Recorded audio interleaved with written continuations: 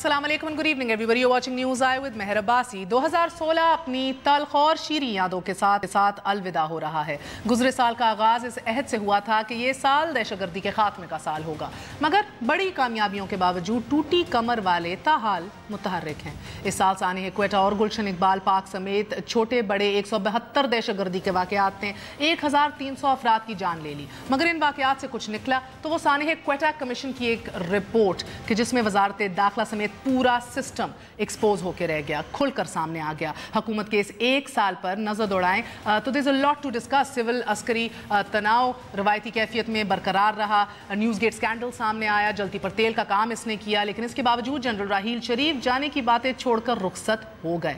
इस साल का सबसे तहलका खेज मरहला पैनामा पेपर्स में वजीर आजम और उनके खानदान के ऑफशोर कारोबार से पर्दा उठाना रहा। पूरा साल इस हुकूमत ने पनामा को पजामा में तब्दील करने की एड़ी चोटी का जोर लगाया और अपोजिशन ने इसको द बिगेस्ट इशू बरकरार रखने की काविशें रखी, जिसकी वजह से हमने देखा कि ना वज़ीर आज़म एक बार फिर इस साल भी गैर हाजिर रहे पार्लियामेंट से, काबीना जो है वो गैर फाल दिखाई दी, सुप्रीम कोर्ट मुतहर्रिक रहा, वज़ीर आज़म के जो इख्तियारात हैं और जिस तरह वो बाईपास कर देते थे कैबिनेट को, उनको कलअदम करार दे दिया गया। मगर all of this in a nutshell, क्या हमारा किबला दुरुस्त है कि नहीं? We are ending this year on a high note और नॉट, ये बात करेंगे।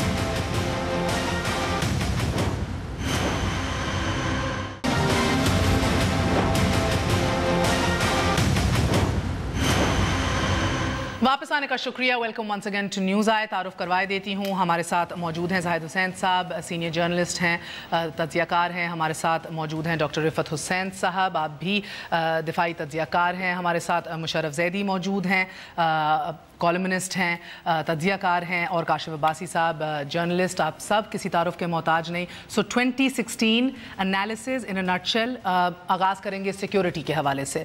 जाहिद साहब, मुझे बताइएगा 2016 ख़त्म हो रहा है, way we stand today comparatively are we सिक्योरर today then we were last year, या इसी वक्त के ऊपर बहैसियत एक मुल्क? देखिए, ये तो नहीं कहा जा सकता कि हम सिक्योरर हैं या सारे मसाइल ख़त्म हो गए हैं, लेकिन ये ज़रूर है कि 2015 और 2014 के मुकाबले में जो है सिक्योरिटी सिचुएशन ज़रा इम्प्रूव हुई है।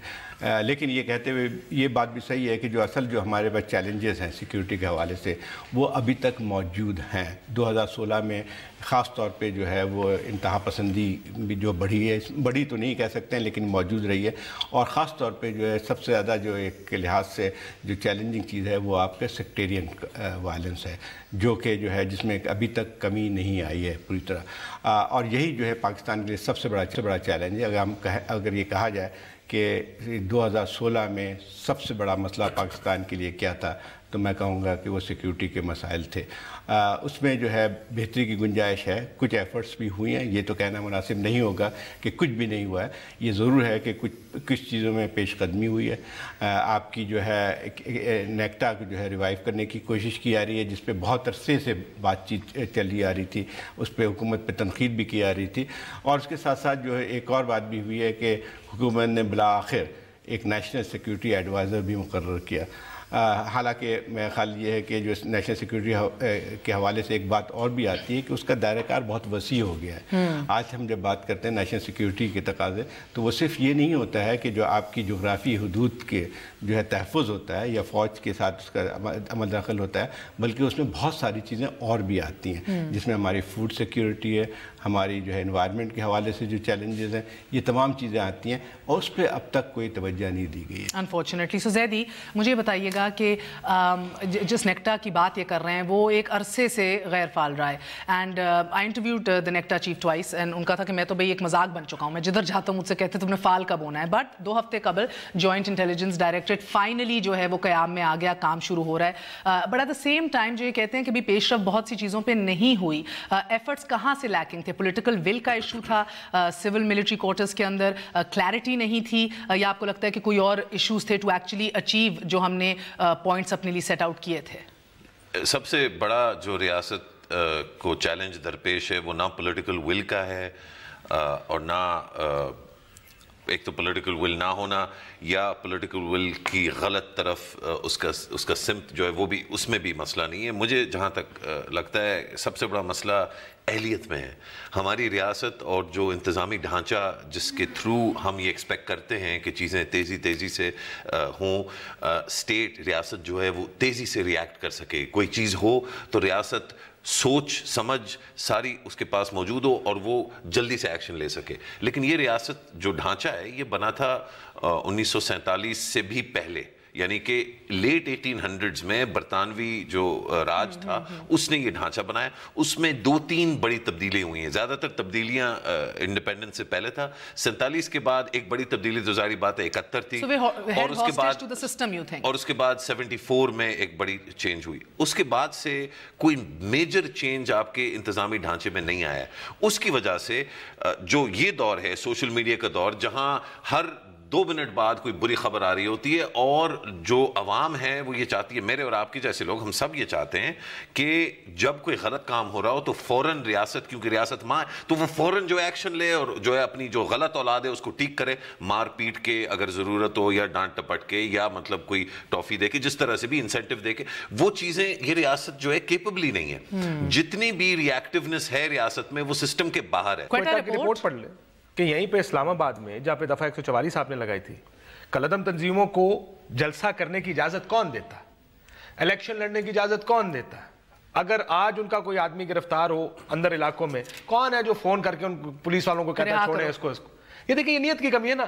آج کنفیوژن کہاں ہے, ہم کہتے ہیں جی ڈیموکریٹک انسٹیٹیوشن کالعدم ہے, اس کو جلسے کی اجازت بلوچستان میں نہیں ہے, جس کی وجہ سے چیف سیکرٹری ادھر رو رہا ہے. اب بلوچستان کے مسئلہ دیکھ لیں, دہشت گردی کے واقعات باقی تینوں صوبے میں کم ہوئے, کے پی میں آپ کو خبر کم ہو گئے, بہت بڑے واقعات بلوچستان میں. تو اے ایریا اور بی ایریا کدھر ہے؟ لیویز کا یہ کس کا کام ہے کہ وہ ان اے ایریاز اور بی ایریاز کو ختم کرے؟ ایک ایسا command and communication gaps high light ہوئے اس رپورٹ کے اندر, ایف سی کے اندر. یہ مسائل, یہی تو مسائل ہیں جو آج پاکستان کے بنیادی مسائل ہیں. دوسری لتھارجی کس وجہ سے ہے کہ سیاسی حکومت, مجھے یہ لگتا ہے آپ کو یہ جو سیرل لیکس ہیں وہ ہے کیا, وہ پولیٹیکل گورنمنٹ بھی آ کے گئی ہے, وہ کہتی ہے بھائی جان بس کر دیں, بتائیں تو صحیح جانا کدھر ہے. اینڈ پولیٹیکل گورنمنٹ ہاتھ رکھنے کو تیار نہیں. اگر آپ پولیٹیشین سے پوچھے گا, کہے گا میری ڈومین ہی نہیں ہے. جب یہ فیصلے سارے یہ کرتے ہیں, ان سے کہیں پھر سنبھالیں بھی سارا چیز خود کو. اب فوج کا یہ کہ فوج کچھ حد تک تو سنبھال سکتی ہے, پولیس کا کام تو وہ نہیں کر سکتی. لیکن جب آپ پولیس کو انفیکٹو کر دیں گے, کیونکہ پولیس کو کنفیوژن یہ ہے کہ میں نے یہ کام کرنا ہے یا نہیں کرنا. آج آپ میرے ساتھ چلیں, چل کے آر پی او کے ساتھ بیٹھتے ہیں سر. آر پی آپ کو ایک آدمی کا بتائے گا کہ اس پورے پنڈی شہر میں یا ضلع میں کس جگہ پہ افغانی ہے, کس جگہ پہ کون بیٹھا ہے, کس کو ہم کتنی دیر میں کلین کر سکتے ہیں, وہ یہ بھی آپ کو بتائے گا. وہ کہے گا میں کوئی کہتا ہے کچھ نہیں. سو اگین تو پھر مجھے بتائیے مسئلہ کہاں ہے؟ ایک سمپل میجورٹی ہے, اور ایک سیکنڈ نہیں, اور ایک آپ کے پاس پہلی دفعہ ایک ایسی عسکری قیادت آئی ہے جس نے اپنی سمت اور قبلہ درست کرنے کا کہا ہے, جو نہیں بظاہر بھی کہہ رہی ہے بٹ کہہ تو رہی ہے کہ بھی ہم ڈسٹنگوش نہیں کر رہے. جی ظاہر صاحب, اس میں دیکھیں دونوں چیز آتی ہے. دیکھیں ول پاور سب سے بنیادی میں سمجھتا ہوں کہ ول نہیں ہے, ول یا کنوکشن بھی نہیں ہے, ول بھی نہیں, دونوں ساتھ ساتھ ہے. اس میں دیکھیں ایک بات سنیں, ایک آپ کے پاس ایک تو یہ کہ پہلے کیا ہم ذہنی طور پہ اس بات کو تسلیم کرنے کے لیے تیار ہیں کہ دہشت گردی اور انتہا پسندی ہمارے ملک کے لیے سب سے بڑا خطرہ ہے؟ یہ نہیں ہے. اور یہ بات بالکل کاشف کی بالکل بات صحیح ہے کہ جو ہے سارا جو ہماری جو بھی رہی ہے صورتحال, وہ جو ہے جسٹس عیسیٰ کی رپورٹ میں بالکل ظاہر ہو گئی ہے. جو اب تک ہم نے تھوڑا سا کہتے تھے کہ اب ہم نے ختم کر دیا ہے گڈ اور بیڈ طالبان میں, وہ اس میں کہیں نظر نہیں آتی ہے. اب وہ کہ خالی تشریح یا جو ہے وہ تبدیل ہو گئی ہے کہ گڈ میں جو ہے تھوڑے سے کم لوگ ہو گئے, بیڈ میں زیادہ لوگ ہو گئے, وہ تو الگ مسئلہ بن کے آتا ہے. لیکن اصل جو بنیاد چیز آتی ہے کہ جب ہم ٹیررزم کی بات کرتے ہیں تو ہم صرف جو ہے ایک چیز پہ اٹک جاتے ہیں کہ جہاں پہ حملے ہو رہے ہیں اس کے بعد ہماری کارروائیاں شروع ہوتی ہیں. اصل مسئلہ آ جاتی ہے جو سورسز جو ہوتی ہیں, سورسز جو ہیں جہاں پہ ایکسٹریمزم کی ہیں, اس کے متعلق ہم نے آج تک کوئی بھی فیصلہ لینے کے لیے تیار نہیں ہے, جان بوجھ کے نہیں لیتے. پھر ایک خوف کا عنصر بھی ہے. آپ کا مطلب ہے مدارس نہیں, اور بھی بہت سارے, جیسے کاشف نے بات کی سلیبس کے ایشوز یا سب کے. آپ کو میں صرف اتنی بات کر دوں کہ اسلام آباد کے اندر ایسے مدارس ہیں جہاں پولیس نہیں جا سکتی. آپ مجھے بتائیے اسلام آباد کے اندر ہے, کوئی کھل کے بات نہیں کرے گا, لیکن ہے لال مسجد کے ساتھ جو E7 کا مدرسہ ہے, خود انٹیلیجنس کی رپورٹ موجود ہے کہ بہت سارے جو کارروائیاں کرتے ہیں وہ وہاں آ کے رہتے ہیں, ان کو لاجسٹک جو ہے سپورٹ وہاں سے ملتی ہے. آپ کی ایک دفعہ ایک سیکنڈ, یہ سب ہائی لائٹ کرنے میں تو آپ لوگ بڑے کلیئر ہیں, یہ نہیں بتا رہے کہ یہ کیوں نہیں ختم ہوا. ایک دو جملوں میں آپ کے لوکل پولیس کا ہیڈ, میں نام نہیں لیتا نہ ڈیزگنیٹ, مجھے بیٹھ کے کہتا ہے کہ آپ کو معلوم ہے یہاں پر میجورٹی کے جو اغوا کے کیسز ہیں وہ سیٹل کہاں ہوتے ہیں؟ وہ فلانے مدرسے میں چلیں میرے ساتھ، وہاں پہ جا کے سیٹل ہوتے ہیں، سیٹل وہاں پہ ہوتے ہیں، اغوا کے کیسز کوئی کچھ نہیں کرتا۔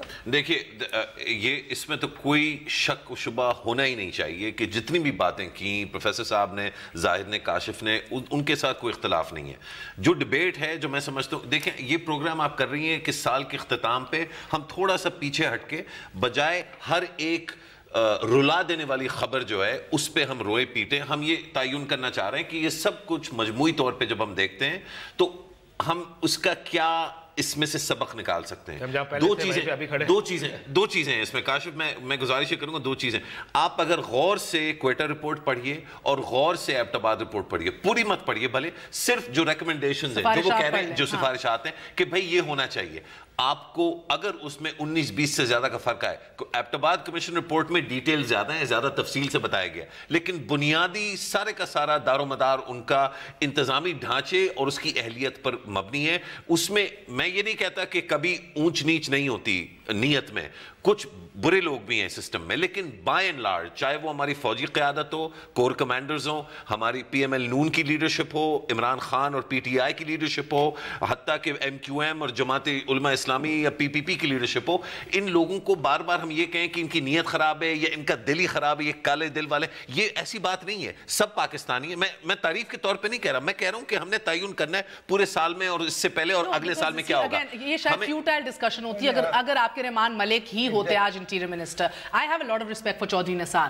اگر اس جیسی شخصیت ادھر بیٹھی ہے وہ بھی یہ کام نہیں کر سک رہا، راحیل شریف جیسا جنرل آیا بروقت گیا، اپ رائٹ اہلیت کی چیز نہیں ہے، اہلیت نہیں ہے۔ دیکھیں بات سنیں کہ اہلیت اگر صرف یہ ہوتی تو پھر آپ نے جو پہلے اپنے انٹرو میں کہا تھا کہ اسی شہر میں دفعہ کاشف نے کہا تھا کہ اسی شہر میں جو ہے دفعہ 144 لگی ہوئی ہے اور جو ہے ایک ایسی جماعت جو کہ بینڈ آرگنائزیشن ہے وہ یہاں پہ کرتی ہے، تو پھر اس کو آپ کس طرح کریں گے کہ یہ چیز کہاں پہ خامی کہاں پہ؟ یہ تو آپ کی کیپیسٹی کا نہیں ہے، کلیئرٹی کا ایشو ہے۔ اگر کیپیسٹی آپ کی اتنی تو تھی کہ جب عمران خان کو روکنا چاہا تو اس کو تو آپ نے روک لیا، اسٹیٹ کی پوری طاقت سے جو ہے اس کو جو ہے یہاں پہ داخل نہیں ہونے دیا۔ یہی بات کر رہا ہوں سے آپ اس بات میں کہ ریاست ابھی کرنا ہی نہیں چاہتی طریقے سے، ریاست کی بات نہیں ہے، ایسی بات بھی نہیں ہے۔ نہیں دیکھیے ایک ریاست کو تقسیم کر لیں فوج اور حکومت کے دیکھیں مجھے سویلین اور فوجی سے، دیکھیے مجھے ایک جملہ کہہ دیجیے۔ دیکھیے سیاسی جماعتوں کا بنیادی مقصد یہ ہے کہ وہ اقتدار کی جنگ کے اندر رہیں اور اقتدار کی جنگ جیتیں ایک دوسرے سے۔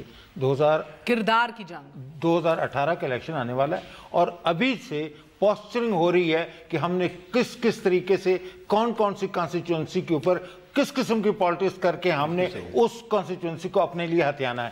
اگر آپ کا پاور میں آنے کا مقصد یہ ہو کہ ریاست پاکستان کی طرف جو آپ کی ذمہ داریاں ہیں، جو کانسٹیٹیوشنل آپ کی آبلیگیشنز ہیں، اس میں شہریوں کا امن و امان آپ کی ٹاپ پرائرٹی ہے، تو پھر اس قسم کی پالیٹکس آپ نہیں کریں گے۔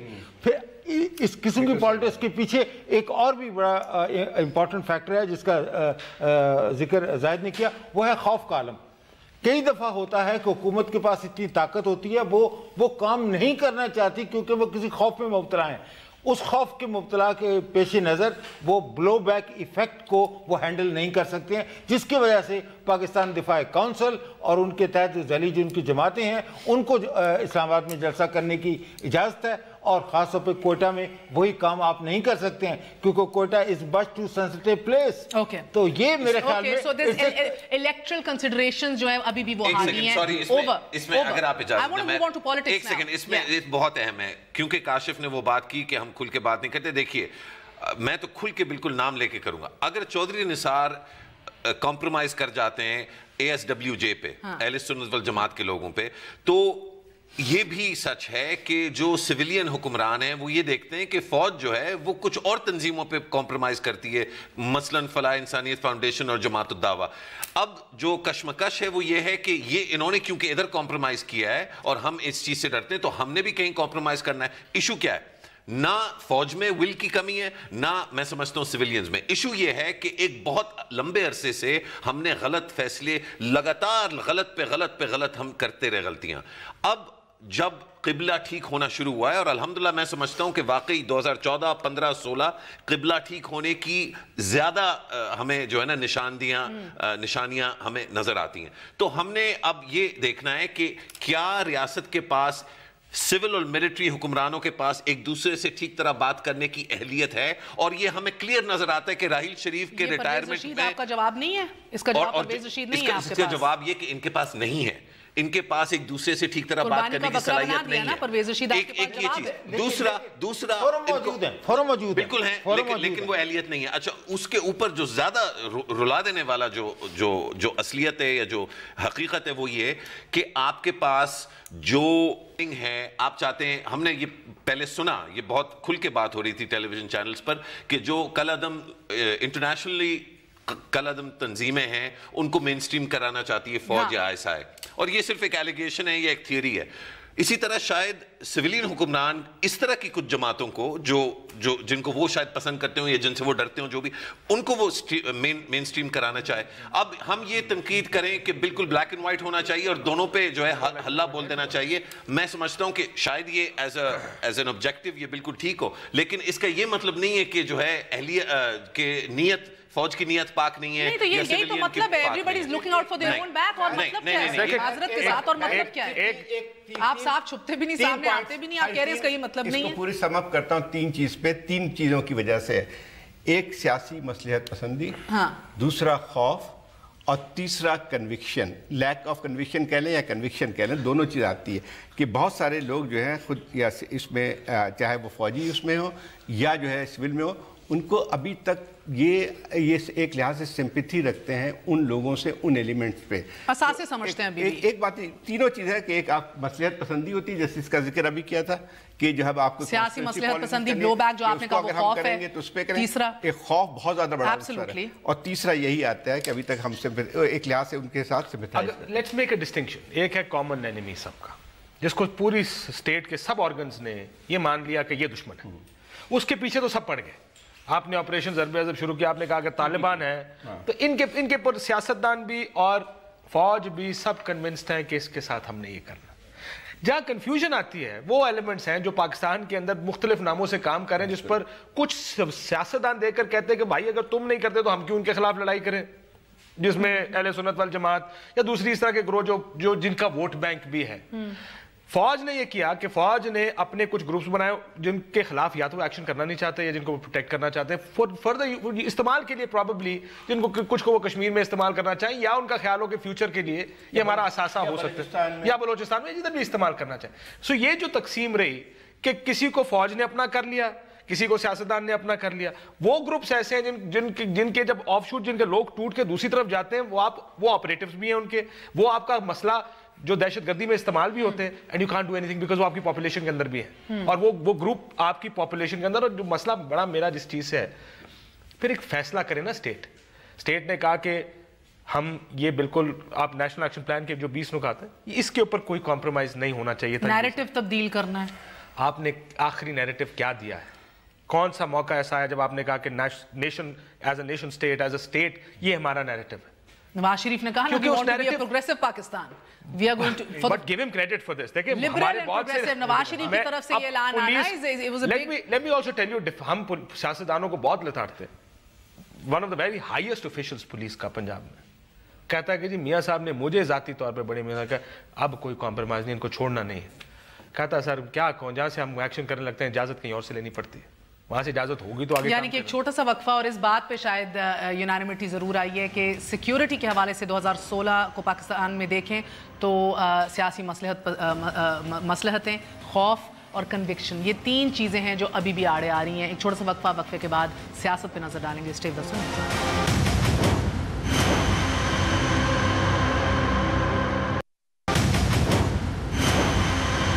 واپس آنے کا شکریہ. Welcome once again to news آئی. ایک بھائی میر مرتضیٰ بھٹو نے اپنی بہن کی پہلی حکومت کے بارے میں یہ کہا تھا کہ صرف ایک وارم ہارٹ، ایک اسٹیوٹ مائنڈ رکھنا کافی نہیں ہوتا. You need clean hands as well. صاف ہاتھ کی بھی ضرورت ہے، صاف ہاتھوں کی. دس ڈیٹس بیک ڈیکیڈز، مگر آج بھی پاکستان وہیں کھڑا ہے. جب ہم بات کرتے ہیں ادارہ جاتی ریفارمز کی، ہم بات کرتے ہیں ڈھانچے کو تبدیل کرنے کی. A lot of that doesn't just have to do with will, it has to do with آپ किस पोजीशन में हैं टू गेट थिंग्स डन?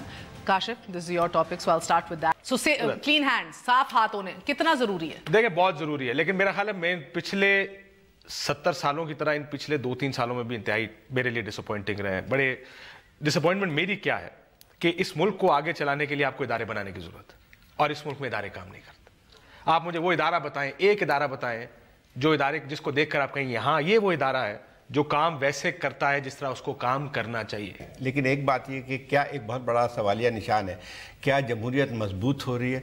तो हम तो सिर्फ समझते हैं जमहूरियत का नाम जो है वो इंतखाबात और इंतखाबात के जरिए ट्रांसफर ऑफ पावर है या नहीं है। अच्छा, दोनों चीज़ देखें, असल मसला ये आता है कि जमहूरियत उस वक्त मजबूत होती है, जैसे काशिफ ने बिल्कुल सही बात की, कि इंस्टीट्यूशनल डेमोक्रेसी है या नहीं है, मतलब वो इदारे मजबूत हो रहे हैं या नहीं हो रहे हैं। लेकिन मैं समझता हूँ कि इसमें हम पीछे की तरफ गए, आगे की तरफ नहीं बढ़े। पार्लियामेंट को एक देख ली मिसाल, पार्लियामेंट जो है एक सबसे बड़ा इदारा होती है अगर किसी जमहूरी उसमें। अगर आप पिछले सालों के मुकाबले में इस साल कारकर्दगी को देख लें तो पिलदाद की जो रिपोर्ट है वो जाहिर हो जाती है। वज़ीर आज़म गैर हाजिर, काबीना गैर कार, 110 अरकान बोले ही नहीं है असेंबली में। अच्छा, उसमें 110 अरकान असेंबली में नहीं बोले। दूसरी एक और बात भी आती है कि देखें ये कि बजट सबसे इंपॉर्टेंट होता है, ठीक है, बजट सेशन में कितनी पार्टिसिपेशन होती है वो भी नहीं हुई। आपकी जो है एक बड़ी पार्टी जो है अपोजिशन की, उसने थ्रू आउट इस साल में बायकॉट करती है पार्लियामेंट का। वज़ीर आज़म शायद 1 या 2 दफ़ा इस साल आए हैं। अच्छा, एक तो ये बात हुई। दूसरी बात ये थी कि गवर्नेंस का इशू। अच्छा, एक और बात इसमें कि इसलिए भी कमज़ोर हुई, अभी एक जब अभी हम आखिरी महीने में इस साल ख़त्म होने में फिर हुकूमत का एक और फैसला आता है, जो रेगुलेटरी बॉडीज़ जो हैं उनको जो है उसकी जो बजाय इसके कि उसको और ऑटोनमस बनाए, उसको इसकी ऑटोनमी को और कम किया गया है, ठीक है। अब मसला ये आता है कि रेगुलेटरी बॉडीज़ बनती इसीलिए हैं कि उसको ऑटोनमी दें ताकि एक चेक एंड बैलेंस का रहे निज़ाम, वो आपने ख़त्म कर रहे हैं। इसका क्या मतलब होता है? फिर तीसरा जो सबसे अहम चीज़ होती है, गवर्नेंस का इशू आता है। हमारे यहाँ देखें जमहूरियत के तो है, लेकिन उसमें इसका मतलब ये है कि अगर आप देखें तो पावर का इर्तकाज़ जिसको कहते हैं वो किन हाथों में आता है। अब मौजूदा हुकूमत को देख लें, एक फैमिली रूल की तौर पर आता है जिसको हम कहते हैं डेमोक्रेसी, ठीक है, दे आर इलेक्टेड, वो बहुत अलग मसला आता है। लेकिन हम फिर ये देखते हैं कि कितनी मजबूत होती है या क्या पार्टिसिपेटरी जिसको डेमोक्रेसी कहते हैं वो हो रही है या नहीं हो रही है, तो पार्टिसिपेशन कहाँ पे है। तो ये तमाम चीज़ें जो है जब तक इसको हम दूर नहीं करेंगे जमहूरियत हमारी आगे नहीं बढ़ेगी। And quickly on participatory democracy sir, मुझे ये बताइएगा कि एक तो रूलिंग फैमिली है, वो जिस दुरुस्त फरमा रहे हैं किस तरह the whole power is centralised between Shahbaz Sharif, Hamza and Punjab, और एक फैमिली रूलिंग भी है ना। हाँ जी, और सर अगर आप दूसरी ऑपोजिशन को भी देखें, उधर भी आप देखें भुट्टो साहब से शुरू हुआ, बेटी को गया, उसके बाद अपने दामाद के पास आया, फिर नवासे के पास इक़्तिदार आया, यानी कि अवाम उधर ही खड़ी है। अगर रोटी रोजी लगी है तो एक ही खानदान की लगी हुई है। देखें उस चीज़ को समझने के लिए एक चीज़ का पाकिस्तान के अंदर होना बहुत ज़रूरी है। अगर डेमोक्रेसी का कोई भी फ्यूचर है, वो चीज़ क्या है? वो है इंटरनल पार्टी डेमोक्रेसी। जब तक वो जमातें जो कि जमहूरियत के नाम पे लोगों से वोट लेती हैं, अगर उनकी ही बुनियाद, उनकी ही जो सर अकेले उतरते हैं मैदान में, मियां साहब अकेली मैदान मार लेते हैं, गलत है ना, तो ये गलत है। जरदारी साहब, बिलावल, सेम स्टोरी, देखिए इवन फखान फॉर दैट मैटर। आप मुझे ये बताइए कि when was the last time when independent elections were held to elect the representative within the party? Jamaat Islami gets points for that. वो देखो लिखे है ना, नहीं है यार, मगर है तो ना, give credit where it's due, कहीं तो हो रहा है। वो इमरान साहब की पार्टी के अंदर भी कोशिश हुई, लेकिन उसको भी उधर भी सियासत चमकी, उधर भी नहीं हो सका। तो जब तक इंटरनल पार्टी डेमोक्रेसी नहीं होगी तो मुल्क के अंदर डेमोक्रेसी नहीं हो सकती। अच्छा, अब मैं चाह रही हूँ, मैं एक सेकंड 2016 पे सिर्फ फोकस रख के मुझे बताइए, मैं ट्रेजरी बेंचेस, ऑपोजिशन दोनों के ऊपर जरा फोकस रखना चाह रही हूँ। नवाज शरीफ, PMLN कहाँ शुरू हुई थी? The year is ending, are they ending it strong, in a strong position और इन a weekend position? Keep in mind Panama, biggest scandal of our history probably, जिसको इन्हें पनामा से पजामा में तब्दील करने की बड़ा जोर लगाया है। सही है, कतरी का लेटर भी लिया है, सब कुछ कर लिया। Are they ending it on a high note, on a strong position? Absolutely not. अच्छा, PML नून और वजीर आजम नवाज शरीफ का जो 2016 था, ये इनके लिए एक बहुत ज्यादा नुकसानदेह साल था। उसमें सबसे बड़ा इशू ये नहीं था कि पैनामा लीक्स आया, उसमें सबसे बड़ा इशू ये था कि कुछ भी हो गया, बावजूद इसके कि इमरान खान लीड कर रहे थे उसके खिलाफ मूवमेंट या ऑपोजिशन। इससे मेरी ये मुराद कि مطلب اتنا انہوں نے زبردست کام نہیں کیا. اس کے باوجود ابھی تک میں سمجھتا ہوں کہ عوام میں کوئی سوال نہیں ہے کہ دال میں کچھ کالا ہے, کہ پیناما والے ایشو پہ کوئی نہ کوئی مسئلہ ہے, وہ اپنے آپ کو کلیئر نہیں کر سکیں. لیکن سب سے بڑا چیلنج نواز شریف کا یہ نہیں ہے. سب سے بڑا چیلنج نواز شریف کا یہ ہے کہ جب وہ اپنے اپوزیشن کو دیکھتے ہیں تو وہ تالی مارتے ہیں. وہ کہتے ہیں فواد صاحب کو, وہ کہتے ہیں all guns blazing, اور پھر کیا ہوتا ہے, پھر نوٹیفیکیشن جاری ہو جاتی ہے کہ اپنا یہ P T A, NEPRA, OGRA اور باقی دیگر ریگولیٹرز جو ہیں ان کو واپس بیوروکریسی کے ہاتھ میں. پھر اگلے دن نہیں, پھر اگلے ڈویژن کے ہاتھ میں تھا نا پہلے, ادھر سے نکال نہیں, فرق بہت زیادہ ہے کاشف. فرق یہ ہے کہ جو وہ آپ کہہ رہے ہیں کہ ایک کے ہاتھ سے نکال کے دوسرے میں اٹانومی دینے کے پہلے ایک سسٹم چلتا تھا اور اب ایک بظاہر بلیک اینڈ وائٹ کے اندر آپ دیکھیں جو ایڈمنسٹریٹو کنٹرول, جب آپ اس سیکٹری کو ایڈمنسٹریٹو کنٹرول دیتے ہیں ریگولیٹر کا, جس کو ریگولیٹ کیا جا رہا ہے بظاہر, مطلب یہ فرق تو یہ ہے نا کہ کیبنٹ ڈویژن تو اوکے. نواز شریف پہ بہت بڑا سوالیہ نشان نہیں, سوالیہ نشان نہیں, اوور کانفیڈنس نواز شریف کی سب سے بڑی جو ہے نا اس وقت عمران خان ان کا سب سے بڑا اپوننٹ نہیں ہے. پرابلم کیا ہے سر, پرابلم کیا ہے؟ پرابلم یہ ہے کہ یہ اوور کانفیڈنس کو نیب کرنے میں, پکڑنے میں, ہوا نکالنے میں ایک بڑی آپ کے پاس بکھری ہوئی کمزور اپوزیشن ہے. ایک کا ایجنڈا اور ہے, شاید ہدف اور ہے. 2017 میں یہ اپوزیشن منظم ہو جائے گی اور نواز شریف کے لیے کافی بڑا سر میں درد جو ہے یہ. اس میں اگر آپ دو چیزوں میں پیدا کریں تو حکومت کی مضبوطی اتنی نہیں ہے جتنی اپوزیشن کی کمزوری ہے, یا وہ جتنی بکھری ہوئی ہے وہ ان کی مضبوطی. اچھا, نواز شریف صاحب کا مسئلہ یہ آتا ہے کہ نواز شریف صاحب جب ان کو یہ احساس ہوتا ہے کہ شاید وہ ان کی جو ہے ان کی صورتحال مستحکم ہو گئی ہے, تو ان میں ایک بہت بڑا ہے ہیوبرس جس کو کہتے ہیں, کہ وہ شروع ہو جاتی ہے اور پھر وہیں سے ان کی زوال کا باعث بنتی ہے. تو مجھے لگ رہا ہے کہ ابھی پچھلے دنوں آپ کو جب لگا کہ شاید پاناما والا جو ہے معاملہ وہ بھی تھوڑا سا کنارے پہ لگ گیا ہے اور فوج میں جو ہے تبدیلی آئی ہے, اس کی وجہ سے ان کو بریدنگ اسپیس مل گئی یا بہتر صورتحال بن کے آئی ہے, تو اس کے فوراً بعد جو اقدامات آپ اگر دیکھ لیں تو اسی چیز کی عکاسی ہوتی ہے. جس کی بات ہو رہی تھی ریگولیٹری باڈیز کی, یہ بات صحیح ہے کہ اصل مسئلہ یہ نہیں تھا کہ ان کو کس کے ادارے پہ دیا جائے, اصل مسئلہ یہ تھا کہ ان کو کیا کہتے ہیں مزید آٹونمی دینے کی ضرورت تھی, جس کو پھر آپ نے مزید کم کر دیا. جی بالکل.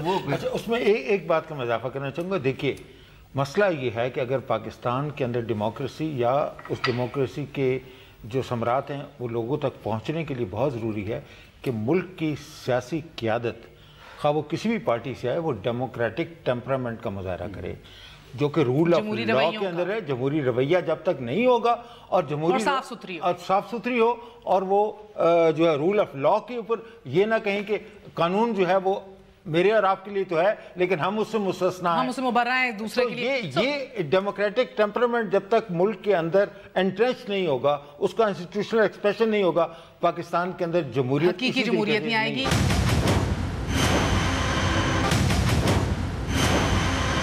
تحریک انصاف نے کہاں شروع کیا تھا یہ سال اور اینڈ کہاں کر رہا ہے؟ میرے خیال تمام سیاسی جماعتیں مجھے تو ہارتی ہوئی نظر آئی ہیں, اس لیے کہ عمران خان صاحب کو جو اپنا کردار دیکھیں, سب سے پہلے پارلیمنٹ اگر ہاری ہے تو سب ہارے ہیں. پارلیمنٹ آخری کون سا قانون جس کو دیکھ کر آپ, میں یا 5 لوگ یہ کہہ سکتے ہیں وہ قانون ہے جو پاکستان کے فائدے میں کسی صورت بھی, کسی ایک یعنی کسی ایک ادارے کو بہتر کرنے کا, کسی ایک ڈومین کو ٹھیک کرنے کا ایک ایسا کوئی قانون نہیں بنا ہے اس پارلیمنٹ ہاری. عمران خان صاحب کلیکٹیو فیلئر, تو میں نے کہا پارلیمنٹ ہاری. بالکل بالکل. عمران خان صاحب جہاں اپوزیشن کر سکتے تھے وہاں کھڑے ہو کے کہتے میاں صاحب باقی آپ کا اختلاف ہمارا اپنی جگہ, آئیں عدالتوں میں انصاف نہیں ہے, پولیس کے اندر ریفارمز کی ضرورت ہے, بیوروکریسی میں ریفارمز کی ضرورت ہے, آئیں بیٹھ کے اس ملک کے ریفارمز کرتے ہیں. یہ کر سکتے, اپوزیشن کرا سکتی ہے یہ کام. عمران ایجنڈا سیٹنگ کر سکتے تھے, انہوں نے وہ بھی نہیں اٹھا لیتے, جب تک یہ نہیں ہوگا نہیں ہلیں گے, انہوں نے یہ بھی نہیں کیا. پیپلز پارٹی, پیپلز پارٹی کو تو بھول جائے. دیکھیں پیپلز پارٹی کی پالیٹکس وہی ہے جو وہ کر رہے ہیں. بلاول آپ کو اپوزیشن لیڈر بننے والا ہے, بلاول کو زیرو کر دیا زرداری صاحب نے, اس کو اس کی اوقات بھی دکھا دی, یہ بتا دیا کہ اس کی جتنی ویژن یا سوچ تھی کہ میں یہ کر دوں گا, میں وہ کر دوں گا, وہ کدھر کھڑی ہے وہ بھی آپ زرداری صاحب نے سب برابر کر دیا بلاول کا. اگر بلاول کو نہ دیکھے زرداری صاحب کو دیکھے, زرداری صاحب کیا کرتے ہیں, اور آپ کو پتا ہے ہم سارے جانتے ہیں زرداری صاحب کیا کرتے ہیں. آخر میں میاں صاحب تگڑے ہوئے ہیں لیکن میاں صاحب مضبوط ہو کے بھی ہار جائیں گے. آپ کو یاد ہوگا آصف زرداری صاحب صدر پاکستان بن گئے تھے پاکستان میں. برطانیہ گئے تو کارٹون کیا چھپتے تھے برطانوی اخباروں میں, ان سے ہاتھ ملانے کے بعد اپنی انگلیاں کاؤنٹ کیجئے. جی یہ برطانیہ کے اخباروں میں کارٹونز چھپے اور جو ان کی پذیرائی, تو کیا میاں صاحب کو یہ لگتا ہے کہ اگر وہ اس کیس سے نکل جائیں گے تو کیا وہ جو تھپا زرداری صاحب پر لگا تھا سرے پیلس کا یہ پرسپشن دھو پائیں گے کہ نہیں؟ مگر بدقسمتی سے I am still not sure کہ الیکٹرلی ایک پاکستان کی عوام کو اتنا فرق پڑتا ہے کہ نہیں، بیکاز یہ پورا سال بائی الیکشنز کے اندر دم دم مسکل اندر. لیکن وہ اس میں بات سنیں، بائی الیکشن ہم کوئی پرسپشن اور ایز این ایشو، جیسے انڈیا ہمارے لیے الیکشنز میں ایشو نہیں ہے، کیا کرپشن الیکشنز میں ایشو ہے؟ عمران خان کے 80 لاکھ ووٹ کہاں سے ہیں؟ System change, people wanting another option. صرف کرپشن کے خلاف، صرف کرپشن. بھائی آپ نے اب میری ایک بات سنیں، عمران خان کو لوگوں نے شکل کے اوپر ووٹ دیا، دینا ہوتا تو 2002 میں کیوں نہیں دیا؟ کس لیے ووٹ ڈالا ہے لوگوں نے عمران خان کو؟ ایک اور عجیب بات کرتے ہیں آپ، پہلے ڈینائی کرتے نہیں کیا. تو پھر اس کا مطلب ہے کہ جو میاں صاحب کا ووٹ بتائیں، میاں صاحب ڈبل نہیں پڑا، وہ کرپشن کے لیے پڑے. نہیں تب تک تو یہ آپ کہتے ہیں لوگوں کے لیے ایشو نہیں ہے. میں یہ کہہ رہا ہوں میاں صاحب کا 1 کروڑ 20 لاکھ ووٹ تھا تقریباً، زرداری صاحب کا 70 لاکھ، ان کا 80 لاکھ. یعنی there is a chunk of people who are not happy، دونوں سے خوش نہیں ہیں. میں تو کہہ رہا ہوں، تو آپ نے کہا لوگوں کا ایشو نہیں ہے، میں کہا لوگوں کا ایشو ہے، شاید میجورٹی کا ایشو نہیں. ایک ایشو تو ہے، لیکن بات یہ آتی ہے کہ ایشو کے ساتھ ساتھ جو ہے اس کو کس طرح سے ابھارا جاتا ہے، وہ ایک بہت بڑا مسئلہ تھا. اگر لوگ دیکھیں، ایک مثال ضرور ہے کہ کہتے ہیں لوگ یہ بھی کرپٹ ہے، یہ بھی کرپٹ ہے، یہ بھی کرپٹ ہے. تو عمران کو جو ووٹ ملے تھے وہ یہ تھا کہ ریلیٹیولی یہ صاف ہے. اس کا مطلب یہ نہیں ہوا کہ کرپشن کوئی ایشو نہیں ہے، کرپشن ایشو ہے، اور لوگوں کا نظام پہ اعتماد کم سے کم تر ہوتا ہے. کرپشن گیم چینجنگ ایشو نہیں ہے، نہ الیکشن ڈیسائیڈنگ. پروفیسر صاحب ٹائم از اپ، لاسٹ سر مختصراً فرما دیجئے. I agree with metro اور موٹر وے آنے والے سال کے اندر کیا آپ کو لگتا ہے کہ ہماری فورن پالیسی کی سمت جو ہے وہ اسی طرح ہی چلے گی، یا آپ کو لگتا ہے کہ گیون یہ کنڈیشن بھی ہے، پیپلز پارٹی کی بھی شور بھی اٹھ رہا ہے، حالات بھی گھمبیر ہو رہے ہیں، ذرا قبلہ درست ہو سکتا ہے، ٹیم مضبوط ہو سکتی ہے؟ جی بالکل ہو سکتی ہے، اور پاکستان کے لیے خوش قسمتی کی بات یہ ہے کہ پاکستان کے لیے اس وقت سپیس میسر ہے. اگر پاکستان اس سپیس کو سر ہوگا کہ نہیں، میں یہ کہہ رہی ہوں. نہیں وہ ہوگا یا نہیں، اس سیٹ اپ کے ہوتے ہوئے مجھے نہیں لگتا ہوگا، اس سیٹ اپ کے ہوتے ہوئے they will not be able to even grasp the opportunities which are within the realm of possibility. Unfortunately. بہت بہت شکریہ. کہتے ہیں کہ دنیا قائم ہے، پاکستان دعاؤں پہ قائم ہے، ہمیں بھی دعاؤں پہ یاد رکھیے گا. wishing you a very happy new year. see you next day انشاءاللہ. خدا حافظ.